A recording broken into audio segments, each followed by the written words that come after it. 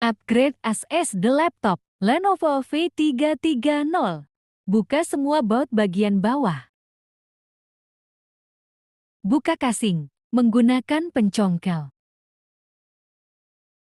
Di sini letak slot SSD-nya. Pasang SSD-nya. Pasang bautnya. Pasang kembali casingnya. Pasang semua bautnya. Proses selesai. Terima kasih.